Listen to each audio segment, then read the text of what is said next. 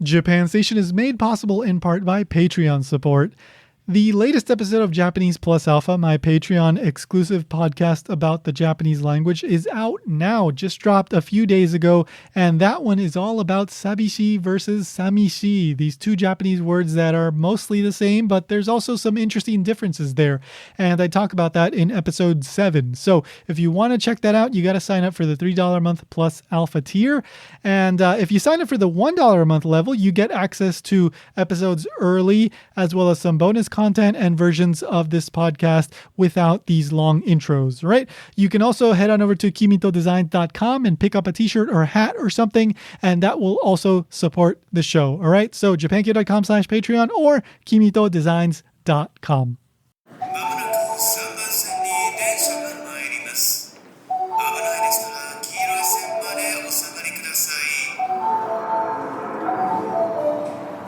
Welcome to Japan Station. I'm your host, Tony Vega. All right, so just a quick thank you here at the top of the show.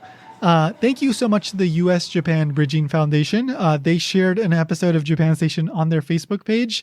And by the way, I mentioned them in the last episode because I happen to be a Bridging Scholarship recipient, and my guest on that episode was also a Bridging Scholarship recipient. So I wanted to make sure I mentioned them and got the word out, just in case there were any undergrads thinking about studying abroad in Japan. That is one place you can check out. Maybe you can get some money. So again, I will repeat it one more time. Go to bridgingfoundation.org to find out how to apply. Or if you want to donate to make sure that that program keeps on going, you can also go check out their website. And make sure to subscribe if you're a new listener so you don't miss any future episodes. And with that, I think we're ready to get into today's episode. My guest today is a documentary filmmaker. Her name is Ema Ryan Yamazaki, and she's worked on a whole bunch of interesting projects, including with some very well-known filmmakers such as Ken Burns, who is perhaps one of the most famous documentary filmmakers, especially here in the US. But aside from working with others, she's also done a number of her own projects, including her first documentary called Monkey Business, which is all about the really interesting story of the creators of the very well-known children's book character Curious George.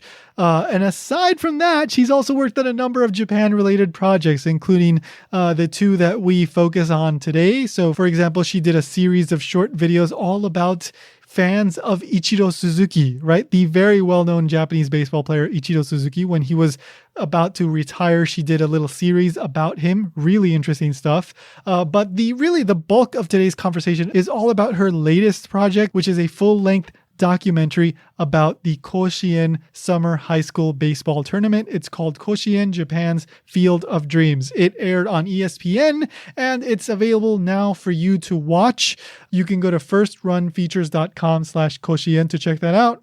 If it's not on there right now, you can also go check out their Facebook page to see how you can watch it, or go to Emma's website, emmaexplorations.com. So just really briefly, I won't get too much into it because I think it comes up during the conversation and you're going to get a good idea of what exactly Koshien is. But in a nutshell, Koshien is a stadium in Osaka, and it is the home stadium of the Hanshin Tigers baseball team. But it's also what a lot of people just call this very well-known summer high school baseball tournament. They just call it Koshien for short, but it's a tournament that happens every summer, and teams from around Japan, high school baseball teams, come to compete at Koshien Stadium. And it is one of the most emotional and exciting kind of sports events in Japan. People that are not even all that much into baseball really, really get into it, as well as, of course, the really hardcore baseball fans, right? Because it's almost like the Olympics. You know how all of a sudden every 4 years you care about things like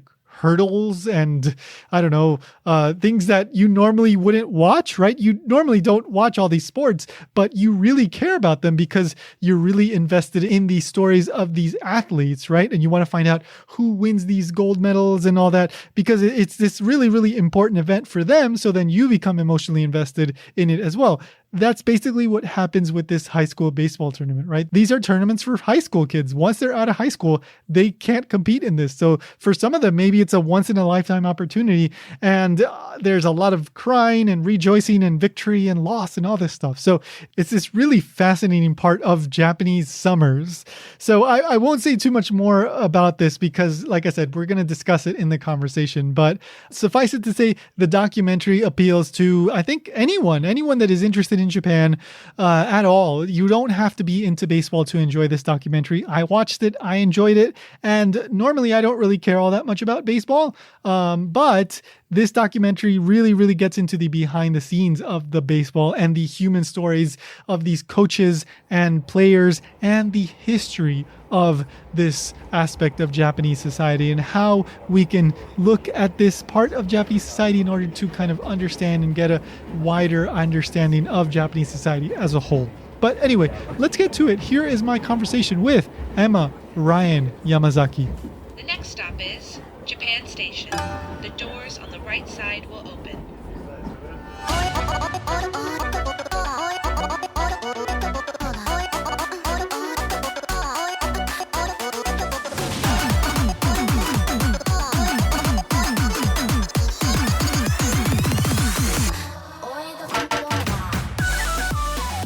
I lived in Kobe for a few years, actually. So that I saw that you were born and you also lived in Kobe, I think, through high school? Yeah, exactly. I went to middle school and high school in Kobe, so I was there, and my family home was there all the time throughout that. So, just out of curiosity, since I was there, what area of Kobe were you in? So Nishinomiya was where our house was. Yeah. So it was actually the same city as the Koshien Stadium. It was like a very quick trip there, and it was just Koshien was always right there by where I live. So would it get crowded like during baseball games and all that kind of stuff, or were you a little bit like safe from that crowding? Yeah, we were like. Koshien Stadium is by the Hanshin station of Nishinomiya, and we lived by the Hankyu station of Nishinomiya. So it wasn't. We didn't have to deal with the immediate crowds. It was just like this nice association that we lived in the same city as Koshien. Gotcha. Okay. Yeah, I've passed by Nishinomiya a few times, and I did go to Koshien once, but it wasn't for one of the high school games. It was for a Hanshin game. Hanshin, yeah. So, me too. Yeah, and it was crazy crowded when I went. So. Yeah. Don't we miss being in big crowds? Yeah, it's been quite a while since I've seen a crowd. Okay, so I was watching in, was it? Oh, maybe I read in your bio that it was like at age 11 when you read something about Ichiro, and that was like a big inspiration for you? Yeah, so I was in elementary school when I went to like a Japanese public elementary school where every break, summer and winter, there was this assignment where you had to read a designated book and write about it. And one holiday, one of the books that was an option was a book about Ichiro. And until that point, this was in 2000, I believe. And although he had already been a huge star in Japan, I had never heard about him. I couldn't care less about baseball. I wasn't really like into sports at all. And I read about Ichiro, about how, he practiced baseball since he was 3 years old every day. And it was just about like attaining a big dream if you work hard. That's really what I got out of the book. And I realized I want to do that. I need to find something I love, just like Ichiro found that he loves baseball at a very young age, and then just like dedicate my life to it. This became kind of my mission. And because I did not have a main passion at the time, I spent the next few years kind of actively looking, trying different things, to see what I liked and enjoyed doing. And ultimately I landed in a media class in middle school where I got a chance to use a camera and edit little videos. And ultimately that's led me to here. I decided I'm going to make filmmaking what baseball is to Ichiro, and then just keep at it, and then one day maybe I'll be good at it. And that's kind of been my path ever since. Yeah. I mean, you explained that in the hashtag Dear Ichiro series that you did, and I didn't get the chance to finish all of them, but I did see a few of them, including the ones that were a little bit more focused on you. I enjoyed it. But I always, it got me thinking, what do you think it is about Ichiro that has managed to capture the attention and kind of like passion and imagination of so many people? Because there are other like baseball players that have gone to the US and played and followed a kind of similar career trajectory that he did. But what do you think distinguishes him that has made him kind of stand out? Yeah, I mean, I think, of course, there have been other baseball players who have gone to the majors, but he's definitely the most successful, like by far, I would say, over his long career. So I think, and I think the fact that he was the first hitter, so he was playing games every day, unlike batters. And, when I was 13, 14 years old, the first few years he went over there every day, like every morning, every evening would hear about Ichiro. Did he hit a hit today? Like it was a daily, like breaking news, every day. And I think, because it was the first, I mean, we don't do that anymore with anyone. I think even if, there's just not that like level of attention just because it's become normalized. And it's also thanks to him, I think a lot that it has become normalized that others could follow him and Nomo and others. So I just think there was always, I mean, I can't speak for the rest of the country, but I did the Dear Ichiro series also because, he shaped my life. I think it was timing. I was like a young kid when he went to the majors, and it made me realize like, oh, like Japanese person can go to the US and attain big dreams if that's what they want to do. And me being international but my father being from England, like my ideas about America I think were formed through Ichiro. And then ultimately that there's like a whole generation that realized like, oh, we can go abroad if we want to like and become successful. I mean, watching him every day, there was just no doubt in my mind that if I worked hard, one day I will be successful, because there was an example of that playing out every day.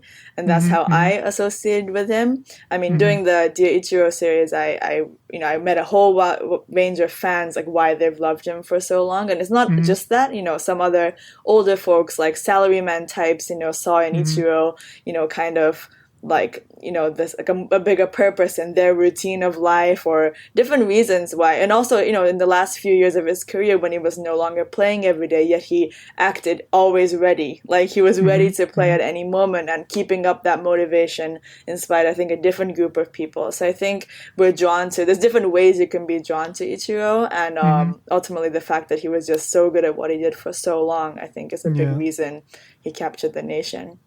Yeah. Like a couple of the ones that I watched one was an older woman, and she was taking you around Kobe and took you to like where he used to practice when he was with Orix, right? And then there was another one that I saw which was like a younger woman, but she had spent most of her life as a fan. And then there was a scene where she was talking about how like she would have boyfriends that would say, "Who do you like more, like me or Ichiro?" Yeah, so it's just really interesting how wide and diverse like the fans, the followers of Ichiro continue to be, because like usually sports you think guys, right? And that's it. But, and also, I got to go to the US, to film some, especially in Seattle, fans of Ichiro there. And it's almost there's some reverse effect too. There was a man my age, Ian, who's like in his, I think he was 30 at the time, who grew up with Ichiro in Seattle, and that drew him to really be interested in Japan. And he came here and learned some of the language, and so there's like a reverse effect too. Like I think Ichiro and others, in the past few decades, like they're just kind of bridges in like the world is getting smaller and smaller in terms of how connected we can be, or how mobile we can be. This is pre-COVID, of course, the pre-COVID world. Sure. So, and I think I like that. I think, there's, of course, good things about places remaining unique and kind of more closed off. But I think, we're in the 21st century, and people like Ichiro kind of inspire, because people are always like, but you don't even play baseball. Like, how can you love Ichiro so much? And it's not about baseball. Like, he inspired me to work hard at whatever I wanted to do. Like, and it happened to be filmmaking, but there's many other fans who's not baseball fans necessarily, just kind of like received inspiration for what they needed in their lives. And I think that's the magic of him. I know you've seen him play in games, but you haven't ever actually gotten to meet him. Is that right? I mean, define meet, right? Like I have like one way met him in terms of like, yes, like watching him at games, even receiving autographs sometimes. But I mean, okay. And Gotcha. I can one way say I'm cheering for you, or a one-way conversation, or maybe a one-way shout, but no. And one day, I think that would be great. But honestly, even if not, like I've just received, he's just kind of a little bit besides the point, part right? of me at this point, like his what he's done and his philosophies and the words he left at crucial moments in his career has kind of been internalized at this point. So of course that would be great to meet him one day, but it's not even like his physics. It doesn't really matter in a way. Which is something that I will always be grateful for. Yeah, I got to go to a game where he was playing in Miami because it happened to overlap when he was playing for the Miami Marlins. I was living in Miami for a year in between like Japan and Hawaii. And so I was like, well, when am I going to get to see Ichiro? I guess I might as well go. So I went. It was pretty fun. And they were playing like J-pop and like a whole bunch of like Japanese music, things that I would never have imagined a baseball stadium in Miami, which is like the center of like Latin American culture in Florida. Like it just didn't make sense to me. It was the weirdest thing to hear like J-pop playing in a Miami stadium. Seeing him in the Miami years was actually some of my favorite because, for better or for worse at the time, the Miami team didn't have, the stadium was not full, let's say. So it was quite affordable to get really great seats that we could get as close to him as possible. So, and it was just so relaxed and like people, and it was towards the end of, closer to the end of his career. And it was just like so nice to see him having fun. And it's true that Miami is like so far away from Japan, and yet you could really feel the presence of like Japanese things there. There were Japanese people there at the stadium. And I was like, where are these Japanese people coming from? Because I never run into them in Miami. Just to the stadium. Just at the stadium. From Japan, Yeah, they all congregate there, I guess. Anyway, so then, all right, so you discover making movies and all that in school, but at what point do you make the decision, like, I need to leave Japan, like, this is the path that I need to take? So after I graduated from Japanese elementary school, for middle school and high school, I went to an international school in Kobe. So everything was in English, and it was very common. More of my classmates would leave Japan to go to college than stayed. So it was just kind of a natural thing to want to leave. I also, looking back, feel like at the time, being a half Japanese person, I wanted to get out. Like Japan was okay. I just never felt like I quite fit in, and I had some kind of sensitivities and issues around it, and I just thought like it would be a good thing. And I think I went to look at many schools, especially in the Canada and US, but I think ultimately I fell in love with New York, the city, and decided to go to school there. But I think another reason, I mean, sorry to keep tying it back to Ichiro, but really like the fact that he was the best that he was in Japan, yet wanted to go and challenge himself in a place where baseball was number one, which is the US. For me, I just thought, okay, if I'm going to become a filmmaker, I want to learn at the place where I think filmmaking is currently the best. And so that's also what made me turn to the US, and off I went. I was 19, and basically for the next 9 years, so 4 years in school and then for 5 years out of school, I was fully in New York, studying film and then making and editing, mainly editing films. Okay. So I mean, I know you were going to an international school, so that in a way, I guess, prepared you for going to school and living in the U.S. in an English-speaking country. But was there anything that when you arrived in the U.S. and started living here that kind of threw you aback or was unexpected or that you kind of had to get used to? Oh yeah, absolutely. I think looking back, I like barely remember my first year in New York, just because it was, I think I was just trying to cope, like trying to survive, trying to adapt. And and I think especially because I don't have a problem with the language. My English sounds like this, and people just like, I can easily blend in. Of course, So it's almost like, so when I go to the convenience store and I don't know which coin's a quarter, or they say, oh, get me some saltines, and I have no idea what that's like, a saltine, like these cultural gaps, and especially going to film school, trying to fill in the gaps with like American television and these things I didn't grow up with, but like people are just like, wait, like some confusion because I spoke English well, you know. It's like, so you should know these things. Like, this does not compute. Like, what is going on here? It's almost like I didn't get the kindness that I would get if my English was less less good or something. So, but so it was a lot of that. But I loved it. I mean, I almost feel like when you move to a new place, you almost get to reinvent yourself. And because I did stand out, I felt like I stood out so much in Japan, just not being fully Japanese. I could forget about all that, and kind of my insecurities about all that went away, and I found my place after a little while. Saltines, I love that. Saltines, you never hear that. Seltzer, like one of those two things. I had no idea. As an intern or as an assistant, the first thing you do is go buy these things, and I'm like, what is a saltine? Like, what is a seltzer? Super mundane things that people here just take for granted. But in Japan, there's different words, or you just never see them, right? Yeah. Just say cracker and carbonated water, and I would be fine. But why you gotta use this stupid word? It's just a cracker. Okay, so I know you worked on the Curious George documentary, like Monkey Business, and that was really interesting. I watched the trailer and the story behind that with the Kickstarter, and it seems you were working that 3 years on that, right?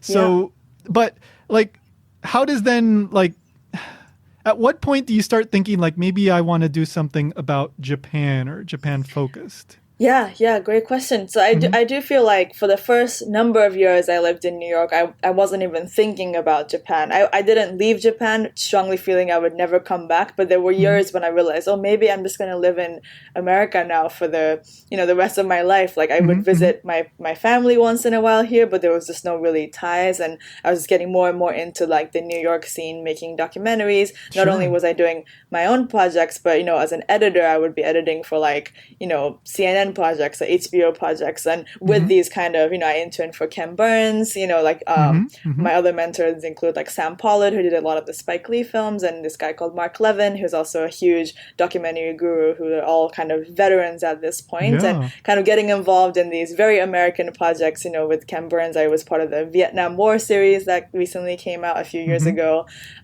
With Mark Levin, there was more Chicago gangs, or interesting. Just different very American things, and I would learn a lot. But I started to think, I'm always learning on the job. I don't really have a perspective on these projects, besides kind of being an outsider to them versus truly caring or truly having an opinion about it. And as an editor, that was okay. But I think gradually I realized that I have to turn back to what I know best, which is Japan. And over the years I lived in New York, my view of Japan really started to change, because once I left Japan, I realized really how great parts of Japanese society is in a way I would take for granted when I live here.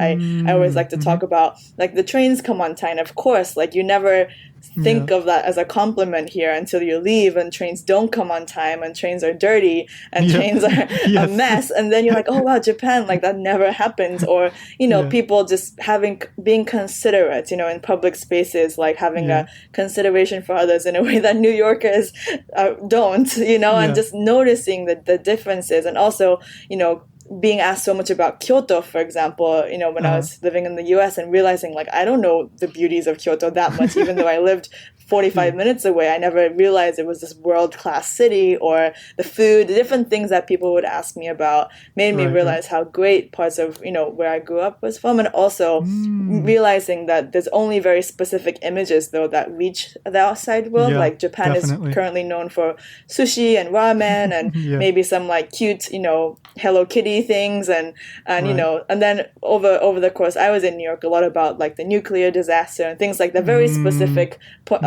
things I was asked. And I thought, Japan, there's so much more to it, and it's more complex than, these images that are coming out or being received here. And so maybe something I can do better than other people who either have no association with Japan or only are in Japan and don't know how to transmit as well, how to reach the outside audience, that maybe there's something I can do. So I started to really want to, at least create a base in Japan and get myself kind of established here before I got too old, and I had in my 20s still, while people were willing to give me chances. And so that led me to for the first time kind of create a base in Tokyo. I think this is spring of 2017, so over 3 years ago now, looking for a next project to do after my Curious George project. I wasn't set, I didn't come back set to do Koshien or anything, but coming back, seeing what interests me and seeing the right subject matter that I could kind of try this thing I had of like, I want to share something about Japan that isn't known yet to the outside, that also maybe, reveals something about the character of the country in a way I'm feeling right now. Yeah. Well, let's get into Koshien then, because so the first time that I went to Japan was in 2006, I think 2006. Yeah. And it was in the summer, and I went to Kagoshima with a friend, and it was Koshien season. And there were people watching Koshien, this high school baseball tournament. And maybe I had heard of it at some point in a Japanese class or something, but I don't particularly have any interest in baseball. Like, I can appreciate, the story behind, like Ichiro or something like that, but I don't really watch baseball. And so I was there and I was watching. It's like, what's the big deal? Like, what is this big deal? But I mean, Koshien really, like, it takes you in and it shows you kind of the struggle, that kind of like human stories behind these kids. And you kind of start to get like, oh, I get why you can get an interest in this. Like, I kind of get it now. Right. So, I guess growing up in Nishinomiya, Koshien was just a part of every summer and just totally normal. Yeah, totally normal. I mean, now that I've made a film about it, of course, it's from the outside, it's like, looks crazy. It's like a lot to take in. But yeah, I mean, growing up in Japan, it's just kind of like, it's almost like without Koshien, it's not summer. Exactly. It's like a pinnacle of summer, Yeah, and, fireworks and matsuri and Koshien. Yeah, exactly. And so every August, I mean, I mainly watched it on TV, even though I live so close. Like, it would just be on from, morning till night, 4 games a day on the main NHK channel, and millions of people would watch, and it was just so exciting. And I'm a few years younger than the Tanaka Makun, the Yankees pitcher now. So he had an epic Koshien summer in his senior year where him and another pitcher dueled it out in the final, and it was 0-0 after like, I can't remember, like 16 innings or something. I had to redo the match. It was very, very exciting. And I just, will never forget just like being so invested in these two teams and these boys that, of course, like I wasn't even part of any of the local side of, like the local regions were, of course, very excited. But it was just beyond that. It was just like we were all so obsessed about how this is going to turn out, and that excitement, and you're crying before you know it if a team loses, even if you've never heard of this team, and the cheers are kind of infectious. And so it was totally a part of the, and I was, I think, an average consumer of it. I didn't know which teams were going to be good. I had a particular interest in baseball thanks to Ichiro, but it was not like I was like in front of the TV. It was just kind of part of my summers. Yeah. So then how does the project then come about? Because I know it's a co-production with NHK as well, right? So like, did they talk to you? Did you talk to them? Like, what happened? Yeah.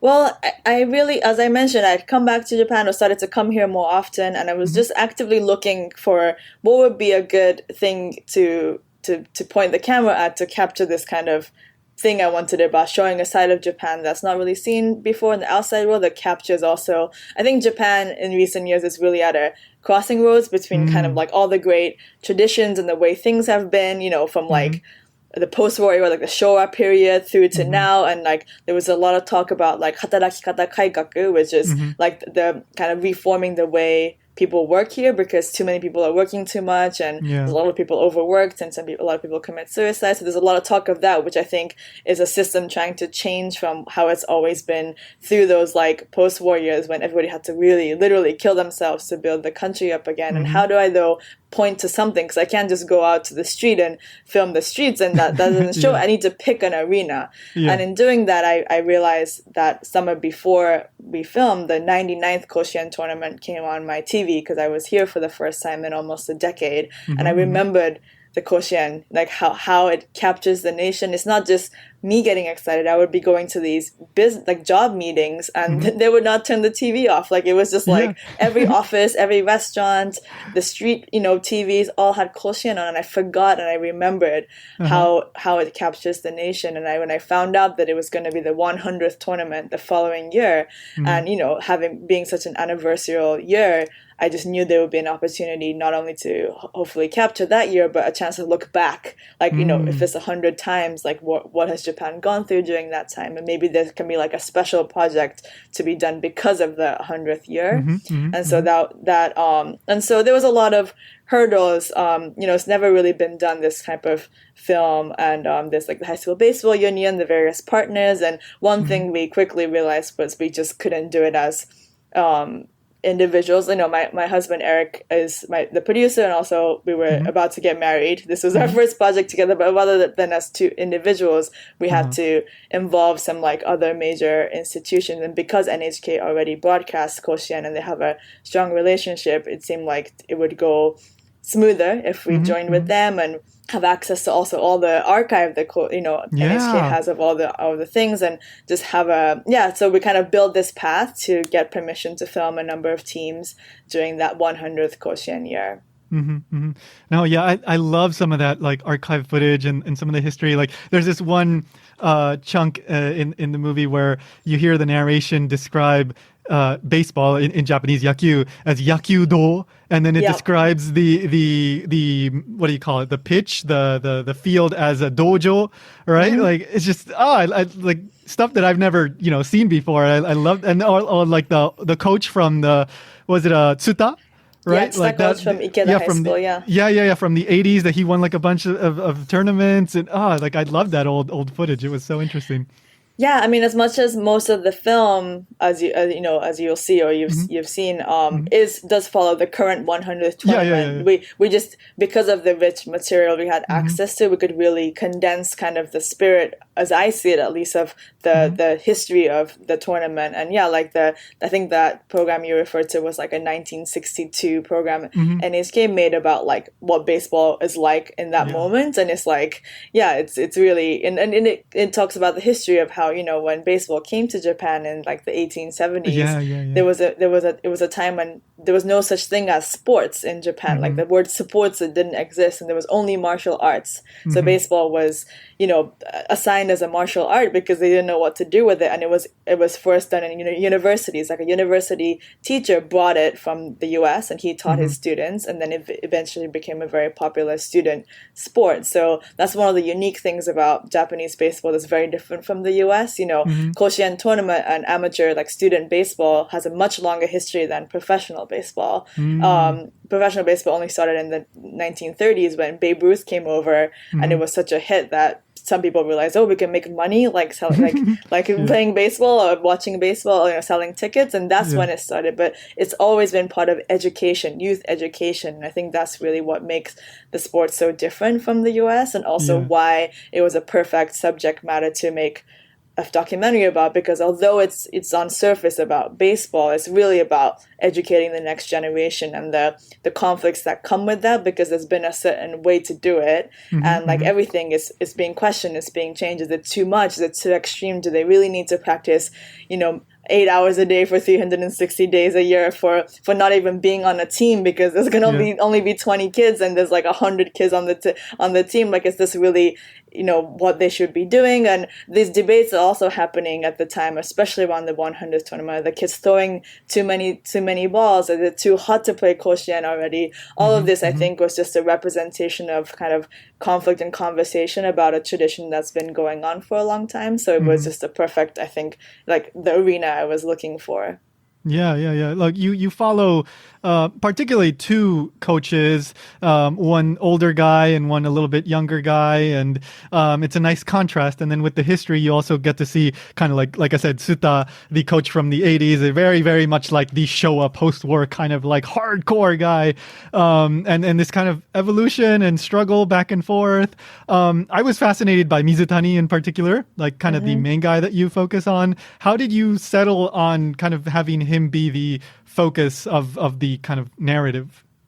Yeah, so Mizutani is a coach at Yokohama Hayato High School in Yokohama. They've made it to Koshien once, which is an achievement in a prefecture that's considered one of the most competitive in the country. So there's almost 200 schools, and on a typical year, only one can go to Koshien. So he did that once, but he's also not like the most accomplished coach in a world that, teams sometimes go every year, and some coaches have been to Koshien 10, 20 times. So we found him, it was really hard. There's almost 4,000 high schools. So which schools do I even approach to make this film? It was a big question. And we basically went through we had two kind of thoughts in mind as we approached some schools. One was that because we wanted this film to be seen, especially in the US, like outside of Japan, but especially in the US, we thought it would work to appeal to, to involve like major leaguers, Japanese major leaguers as a window into it, so people could be. So we wanted some association with the high school, maybe some major leaguers went to, or something like this, which is one idea. And the other was the area of Yokohama, because it was the city that baseball came in from, like many things back in the late 1800s, the port city. So by doing Yokohama, we thought there was different ways we could involve some history of the sport and like the evolution of how baseball has become the way it is in Japan. So and having those in mind, we happened to meet Mizutani. Actually, Tsuta Kantoku, the post-war coach's grandson, is a filmmaker, and he introduced us to Mizutani, who is from his grandfather's home prefecture. So they knew each other. And once I met him and we went to the school, and it's like 120 kids, perfect discipline, perfectly organized, just like they can say hello as a group without rehearsal. And I was overwhelmed by kind of like the intensity of the school playgrounds. Like, we visited them on like a random Wednesday afternoon, and we walk in and it just feels like it's not a random time. Like, it's very intentional. Like the how do you say, the kinchokan, like the atmosphere of the what was happening was just so intense and so serious and like very, very like passionate. And then when we found that he mentored the other coach, the young coach Sasaki, who from Sasaki school, Shohei Ohtani and Yusei Kikuchi, two major leaguers came out. So we naturally found this connection to other major leaguers. And then when we found out that Mizutani was going to send his own son to Sasaki school in that year we were going to film, there was just so much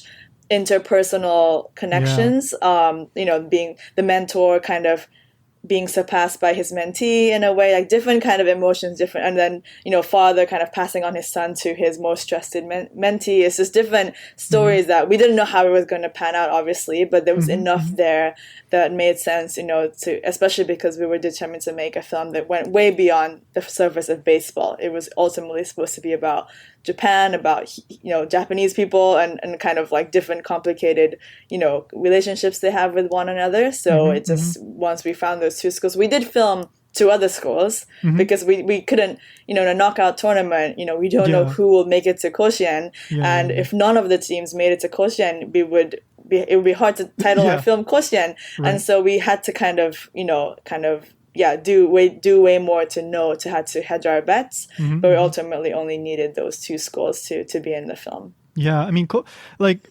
something that really struck me about Mizutani is that it's kind of an extreme example of what I saw when I was working in Japan at schools, and I would see especially like the Kōtō sensei, the vice principal, and some of the like upper kind of ranking teachers.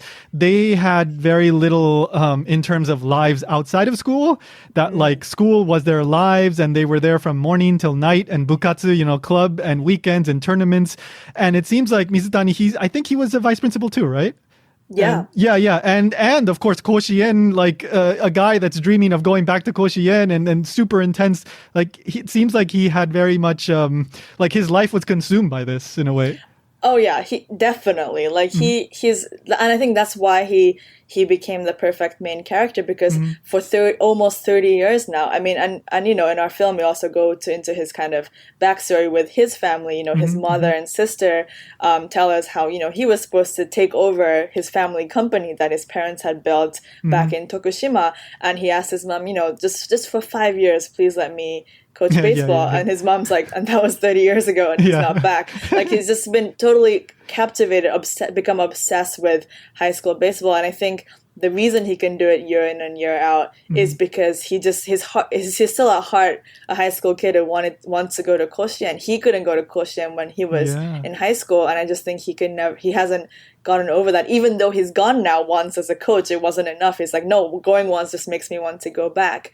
And I think, his whole life, and you can see that kind of that sacrifice that his family's had to make. You know, we have his wife be in the film. I mean, his son, you know, he'd never seen his son play a game of baseball, you know, because he's too busy with his team and things like this that I think are kind of shocking to a non-Japanese audience, but it's not like abnormal. I think until very recently, fathers in Japanese society were like expected to work, whether they were a company man or not, just in different professions, and it was kind of like the norm that you didn't spend much time with family. And so I think though that is changing but to kind of explain, like, I just hope like parts of this film can become like clues into why Japan is the way it is. If you or other people have ever come to Japan and wondered like, why is this, you know, my business counterpart in Japan, like, you know, is working on Sunday, or like different questions you might have had. It's just been, that's this kind of providing insight into that, you know, for better or for worse. That's kind of like how the Japanese family has been, and now that is changing. But like just the dedication that Japanese people have to their job or their responsibility they feel kind of consumes everything, and that's very different, I think, from like, you know, and that's what he's praised for. I mean, I think like an ideal American father figure, like, you know, you're supposed to like have family time, like that's kind of how. But it's not necessarily the case in Japan, or not until recently. And he kind of is an example of that 20th century father figure. Yeah. And for anyone that has a belief that Japanese people don't cry or are not particularly emotional, I mean, you can watch the documentary. There's crying going on. It's pretty emotional. We got so much of that feedback too. Like, wait, Japanese people cry, you know? And this is like one of the many like triumphs, I feel like, for the project, because I was aware of this idea that Japanese people like are very shy. They kind of like don't show their emotions, whether it's joy or sadness, and they're kind of very reserved. And I think that's true, but it's not always, we're not robots. Exactly. And it's not that everyone's that way. And I think like showing them this world of high school baseball where everyone is weeping, the adults, the kids, the grandparents, it's really emotional. And I just wanted to show that, you know, again, this idea of complicating the views, that what's coming out of Japan is like, you know, it's not just sushi, it's not just salarymen in suits, it's not just like tech robots that we're making. There's like humans with real emotions, and, you know, some of them are not afraid to show them. It's like it's their whole life to you know, to coach and be in the moment. Yeah. You know, like it was really fascinating to see like how, for example, even like the senior students would kind of guide the younger students and kind of educate them and teach them, you know, to be grateful, like for how strict in a way for this kind of guidance by the teacher, by Mizutani, by the coach. It's all about, you know, being aware, like a line that probably comes up more than once is like, we are who we are because of him or because of you guys, right? Like it's this constant awareness of gratitude that even though we're working hard here and this is tough, but we are becoming like better through this hard work, right? Yeah, like one of my favorite scenes is when the senior, you know, one of the seniors of the team is mentoring the freshmen who have just come in, and is you know, teaching how to say "Ohayo gozaimasu" properly. But then he also says like, if you're scolded, your reaction should be to say thank you. Like this, like even that is just part of your education here. Like you should be grateful that someone is scolding you. This type of mentality, which again, for better or for worse, definitely represents a lot of what Japanese people experience here, when you're younger, or as you kind of go through being a student or even a young adult in society. It's just like it's normal you're supposed to take that and this feeling of gaman, which is like so hard to translate into English, but just kind of like becoming strong enough to like withhold, like persevering through struggles is this trait, I think, that as a country, again, until recently has been a big defined us in many ways. And I think that type of mentality has, made the country what it is. And what's happening now is kind of this debate about like, is this still necessary? Like, is it necessary to keep working this hard and be like so strict on one another, and when we're supposedly quite a wealthy country now and we should be happier as a society, but we're not. And I think, those things are never directly said in the film, but these are the things that I was thinking about and kind of balancing like what needs to change now in society and what needs to remain, because I don't think that there's some people who think a lot of things need to change in Japan, to kind of become more Western in a way. And I don't necessarily think that, although there's definitely things that need to, there's like things that are just, if you move back here from the US, there's like a lot of things that are not quite right, but it's really difficult to determine which things need to change and which things need to remain. And everything's so interconnected too that that's kind of the heart of the film. Not in high school baseball, that's the debate, but actually it's a bigger debate in society, like, because if you pick the wrong things to change and pick the wrong things to remain, then you're kind of at a loss. And I think sometimes I think because I had the chance to leave Japan, I get to see some of the wonderful things that Japan has, versus when you always hear, you start to feel like, oh, like it's too strict, it's too conformative. I understand that too. I definitely felt that growing up, but actually it's all like the front of the hand, back of the hand. It's like of the same issue. I mean, if we're less strict, for example, our trains may one day not run on time, and maybe that's okay, but it's all connected. And I think I just wanted to present a chance to think about that. It's okay, like, we should debate this, but like it's all interconnected. So if you change one thing, if you change how kids are being taught high school baseball when they're 15, even if that's necessary, people think it's necessary, that will have consequences when they're the ones ruling society, in 30, 40 years from now. So it's just all connected. And so where is the country headed? And there's no answer. I don't present an answer. I don't have an answer. But I think my hope is to kind of present these arenas to think about it in each field that the audience is in. It's not just sports, it's education, it's kind of like different kind of industries that people are working in. I mean, there's multiple parts in the movie where that sort of thing comes up, but particularly with Sasaki, the younger coach, and I won't spoil anything about the ending, but there is a part with hair, right? Whether they should have certain haircuts or not. And that is, it seems like such an insignificant thing, but it's so symbolic of what you're talking about, right? Like, should we stick to the rules just because? Or is there a point to having this rule and actually thinking about it and trying to come to a productive decision on that, right? Yes, that I think totally that is what everybody should think about when in Japan, at least, when people kind of are addressing issues or trying to make changes. It's not just like making change for the sake of it, and it definitely shouldn't be just following the rules because it has been. And Sasaki had just, I think, in my opinion, the total correct mentality of how to approach this balance between tradition and change. And I think it was notable that, because we met other high school coaches that were, sometimes people ask like, oh, Mizutani and Sasaki seem like total opposites. And I don't think so at all. Like, the opposite of Mizutani, who is a very strict coach, is someone who is like very free and has very little rules. That's not Sasaki. Like, Sasaki understands, as he shows in the scene with the bonsai, like, bonsai have to be trained with kind of wires to become as beautiful as they are, but at a certain point the wires have to come off to let the bonsai blossom into its true form. And that balance of when to take off the wires, the harigane, is the key, and he understands that both is necessary. And I think that's the key in kind of how I see Japan as we move forward, into the future. One last area that I wanted to ask you about, I was reading a print interview that you did. I can't remember which website it was, but you mentioned how something about using your gender as an advantage rather than a burden. Could you elaborate on that? Like, I mean, obviously baseball in Japan especially is, a man's game, and it's like boys everywhere. But like, how were you able to use you being a woman as an advantage?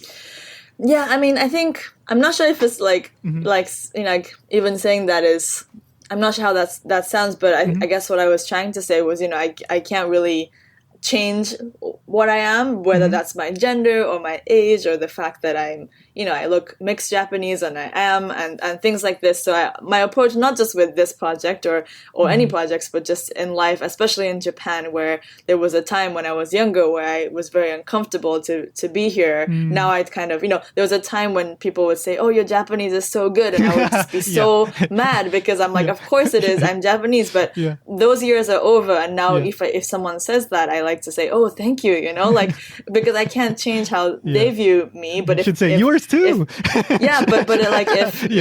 If like that is advantageous to me, that they think I worked hard to like have good Japanese, then so whatever. be it. You just take advantage. That's the same attitude. I mean, the Koshien project, it was, of course, I was, I think in all the schools there was like 500 boys, and then there was like all the coaches are males, and everyone at the high school baseball union is male, and it's just like an endless kind of male society, and and I think there was and it helped, of course, that I had a team, and my husband and producer, we were a team, so it wasn't always just me. But whenever I felt some difficulty, I think I just had to like take it with stride. And I think especially with high school boys, I mean, I do think there's a world in which if I was not a woman, I mean, when you're trying to become close with some 100 17-year-olds basically so that they will open up, but they will share their lives with us, is different. And I just wonder that because it was such a thing. I mean, I just tried to be, I wasn't their friend, I wasn't their teacher. It was a very hard relationship to maneuver, but I just feel like I used all aspects of myself, and whether that was from, I was a New Yorker, I was, a female, I was, like a 10 years older than them, kind of like an old sister, maybe this type of whatever work to kind of get them comfortable. And I just think like, because I can't avoid my identity, I just kind of like use it. I think that's what I was trying to say. That makes sense. Focusing on how you can use whatever it is you have to get what you need to do done, rather than focusing on like, oh no, they said that again, blah blah blah. There's a time and a place for that sort of thing, I guess, right? Exactly. Yeah. Interesting. Okay. So the film was on ESPN, right? It aired on ESPN. Yeah. Okay, and then you actually did get to screen it in front of actual audiences before the world shut down? No, so what happened was, we finished the film late last year, and it premiered at a festival in New York, and we were kind of, 2020 was supposed to be the year where it kind of rolls out into all sorts of platforms, but because of COVID, like many other things in the world, things halted. But I think for Koshien film, because COVID stopped all sports. The ESPN broadcast came about unexpectedly because I think they were looking for content that, it was before baseball season was back. And so we had that great opportunity. And then also in Japan, it was never part of the plan to have it in theaters in Japan. It was always only supposed to be for non-Japanese audiences. And we made other Japanese versions that aired on NHK. And that was how the Japanese audience was supposed to see the project. But because, again, this summer, there was no Koshien for the first time since World War II. And I think thanks to kind of the positive feedback that the ESPN broadcast brought about in the US, we got kind of a special opportunity to release it in theaters in Japan this summer. So out of nowhere, all of a sudden, very quickly we organized it. And from late August for, in Tokyo, it ran for 8 weeks, which was quite the kind of exceeded expectations at a time when people weren't going to the theater. And then even now it's playing in different cities throughout the country. I mean, because Japan, unlike the US, movie theaters have been open since the summer. And so people go and I think, and basically in the US now from November 20th, so I guess from a little bit before this podcast, it's available in this kind of virtual cinema forum. So you can watch the movies kind of like renting a movie at home. So people, because I only aired on ESPN once, so I know a lot of people missed it. And finally we get to kind of share it with whoever wants to take a look. So yeah, that's great. Quick question though. So have you heard back from Japanese people after they watched the documentary, or anybody that was in the documentary, for example? Oh yeah. Yeah. Cause in the summer we went to all the theaters and, reunited with especially a lot of the students who were, now they're in college, I guess, huh? Yeah. They'll have kind of cool hair. Yeah. Like they're not shaved heads anymore. And they were, imagine being those those boys that, were in the film and then seeing themselves on the big screen and their families, they were just totally overwhelmed. And I think they, some of the boys also saying like, I finally understand like what my coach was trying to tell me 2 years ago, because time has passed and now they get to like, they have this experience of watching it, in a movie and like realizing, what all the, because I think it's like, I think that's common where like you go through so much in high school baseball and the coach had so much, and then in 2 years, in 5 years, it finally hits you. Oh, that's what he meant about life. You see the kind of like before and after the cause and effect, whereas when you're in that moment, you're just thinking on trying to figure out what the heck he just told you, right? yeah, exactly. So it was overwhelming, just like, I know, to reunite with the people that were in the film. I mean, the coaches, I mean, Mizutani and his whole family just, I can't, I mean, although I do it to other people as a documentary director, I just can't imagine what it's like to be Mizutani, like to have a film made about yourself and your life. And then you watch it, but everyone was very emotional and very happy. And I think maybe because the Koshien, I can't say that the film replaced the tournament at all, but it's certainly in lack welcome. of this, in lack of that this summer, I think people kind of took I think high school baseball is not going to continue as it has without, kind of a driving force. It's not automatic. Like culture doesn't continue automatically, especially once it's like been paused because of a pandemic. And so I think it's a good time to think about the good things about high school baseball, what needs to be changed, and kind of continue the passion forward. To kind of, I think I love high school baseball, so I think it should. I can't wait for it to come back in force. But I think this year was a good time to present the film, to get people, to think about, not just about high school baseball, but what it represents in Japan and why it's continued for 100 years and how it should be continued, what things should be adjusted but continued as they go forward with it. So I'm really glad we got the chance to share it with the Japanese audience too. Has Mizutani retired, or is he still at it? No, he's still at it. He's at it. He's going strong. And and his son, who's in the film as a freshman, he was the unfortunate or special senior this year that didn't get to experience Koshien as a senior because it was canceled. However, he got to play last year in Koshien, so that was lucky for him. But there's I really felt for all the freshmen in the film were seniors this year that didn't get didn't have this experience of going for Koshien. But I do believe ultimately high school baseball is just a different way to educate kids and go through life experiences. So it might take time, but I hope all the boys one day can reflect on this as like somehow making them a stronger person or something like this, although that might take time.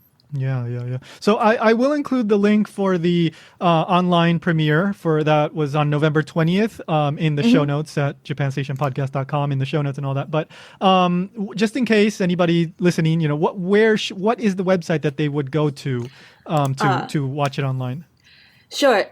So I think a few dozen cinemas across the country are streaming it virtually. So you can pick which cinema you want to support or rent through, but all the information will be on firstrunfeatures.com/Koshien. So First Run Features is the company that's distributing it, .com/Koshien. And all the info is there, and then you can pick the theater or the way you want to stream it at home. Gotcha. And what about, like, for example, if somebody's listening to this in like 2021 or 2022 or something, what would be the best place to go to find out where they can watch it? Like your website, for example? I think there's a Koshien Film Facebook page, which we kind of try to stream all the information. If you just go to it's facebook.com/Koshien documentary. Okay. That has kind of we'll continue to have the latest information about how you can watch it. Awesome. Well, again, I'll include those links. But thank you so much, Emma. It was wonderful talking to you, and I loved learning about all this baseball stuff. So. Thank you for having me. Thank you. Again, the documentary is called Koshien, Japan's Field of Dreams. I highly recommend it, and you don't have to be a baseball fan to enjoy it, all right? So links in the show notes at japanstationpodcast.com or in the show notes. If you have an interesting Japan-related project that you want to let me know about, send me an email to mail@japanstationpodcast.com. Remember to follow on Facebook and Twitter at Japankyo News. And of course, subscribe, rate, review, tell a friend. Thank you to Yunomi for providing the opening song, and thank you for listening. That does it for this episode. Next episode drops on December 15th, and that one is going to feature stand-up comedian Kilara Sen. I had a wonderful time talking to her, and I'm looking forward to getting that episode out. It's going to be a fun one, so make sure to come back on December 15th for that, or just subscribe and you're going to get it in your app. You won't have to think about it. You won't have to go to the website or anything. It'll just be there waiting for you like magic. So subscribe. And one last thing, the latest episode of Ichimon Japan is all about embarrassing and funny Japanese language mistakes. So I share what is really the most hilarious Japanese mistake I ever made. And that is right at the beginning of the show, pretty much. So go check that out. That is episode 30, if I remember correctly, but link in the show notes. You can find that, of course, at japankyo.com/ichimonjapan, or just look it up in your podcast app of choice. That is ICHIMON Japan. All right. Thank you for listening. And remember, go find your miniature pony. Just do it!